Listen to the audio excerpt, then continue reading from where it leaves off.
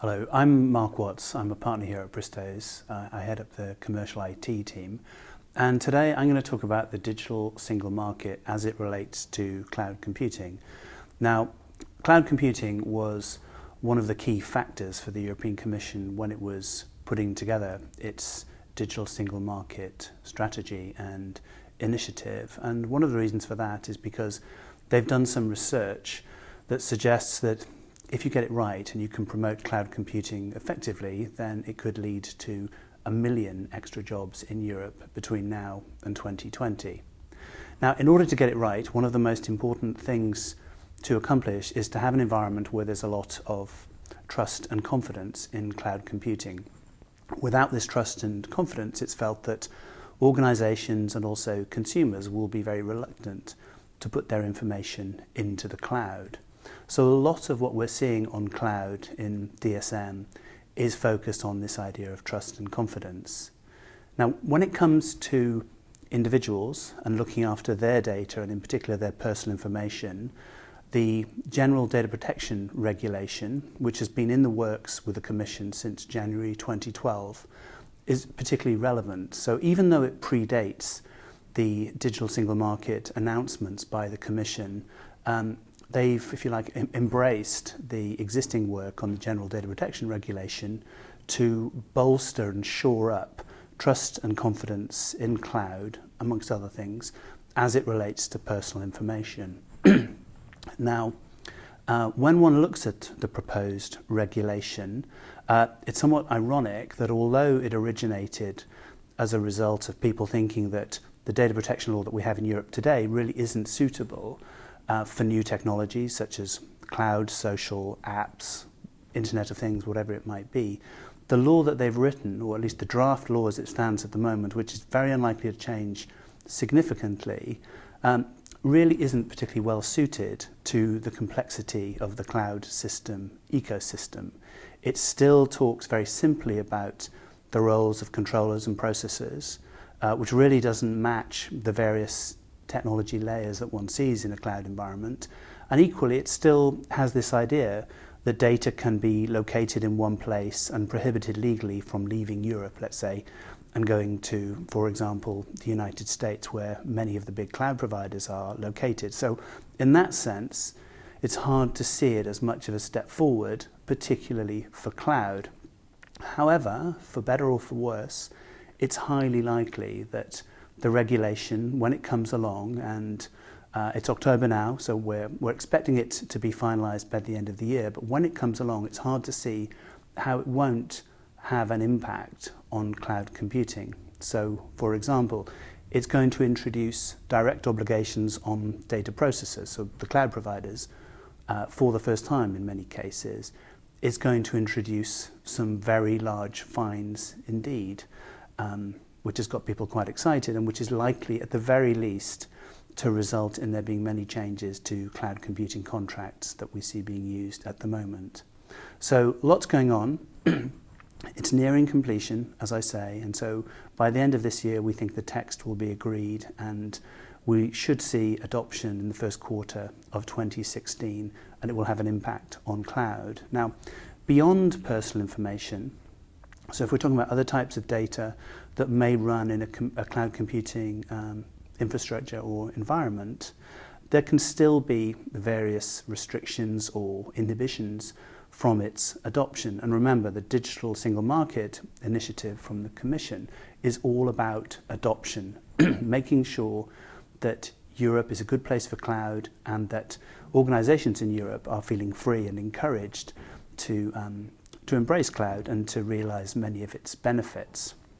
Now, in order to do that, they've identified various other potential obstacles that just need to be taken care of as part of this strategy. So, for example, they refer to the jungle of technical standards out there at the moment. So, if you think about the sort of services that we all use on a daily basis, or organizations use on a daily basis, to support their communications and IT infrastructure, even just in that situation, there are many, many standards at play. So encryption standards, telecom standards, standards for API, data format standards, other types of cybersecurity standards. All of these general standards aren't that standardized and can vary significantly from cloud provider to cloud provider. And then if you bring in some of the sector-specific stuff, such as some of the Internet of Things work that's going on either in cars or wearables or homes,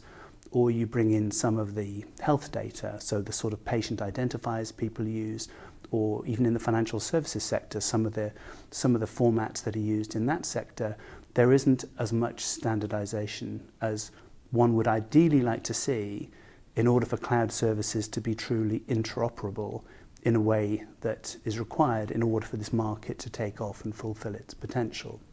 So with an eye on that, there's a consultation that's been kicked off last month, September, that closes on the 16th of December, where organizations, individuals, stakeholders, interested parties, whomever, are encouraged to respond with their view as to how best to achieve a greater level of technical standardization, whether that's the law, self-regulation, industry codes, whatever it may be.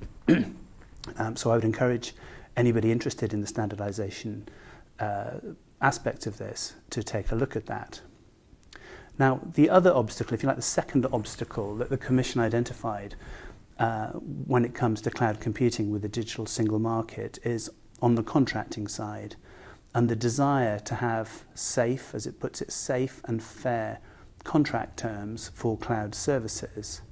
So what we have at the moment, particularly on the consumer side, is that there's a considerable amount of work being done to harmonise and iron out some of the differences that one sees from country to country with consumer contracts. Now, at the moment, that work doesn't really apply, at least not head-on, to cloud contracts. And so there's various other groups and initiatives looking at this with a view to developing industry-wide codes of conduct, standard terms and conditions, and so on, dealing with a wide variety of issues that are terribly important in the cloud context. So, for example, if your contract terminates, how long do you have to get your data back? How easy is it to move your data from one provider to another? So post-termination, how easy is it to switch? What should the potential liability of the cloud provider be? What can they do with your data? Do they own it? Do you own it? Do you own it, but they have some rights to use it for other purposes, perhaps for other cloud customers? And what about integrity and confidentiality?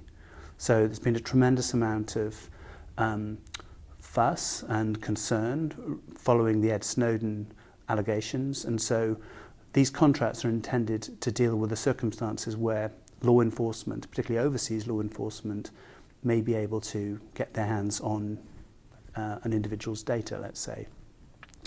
So that's the second strand, so working on terms and conditions. There's been a lot of work in this area. Some of it has been very effective, I would say. Some of it has been perhaps a little bit too high level, or perhaps glossing over some of the differences, let's say, between an infrastructure as a service cloud provider and a SaaS, or software as a service cloud provider. But there's lots going on there, and that's going to be a very important space to watch for anybody who's interested in cloud computing. And then finally, we also have the creation of the European Cloud Partnership, which the Commission has set up with a view to bringing together industry and the public sector, particularly the public sector, with a view, again, as always, to promoting the adoption of cloud computing and to making sure it fulfills its potential.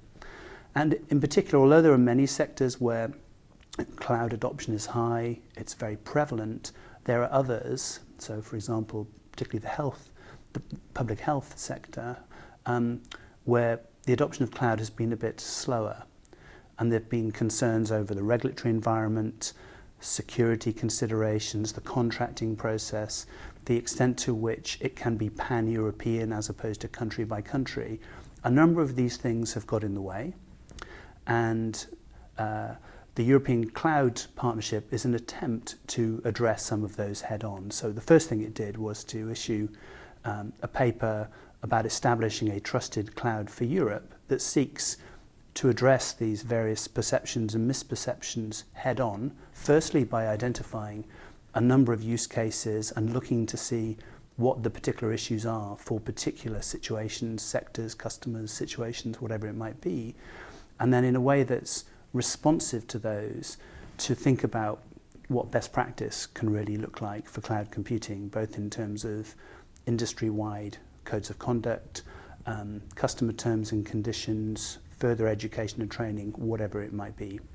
So again, there's lots going on. This is really just intended as an introduction to the digital single market as it relates to cloud computing. Thanks very much.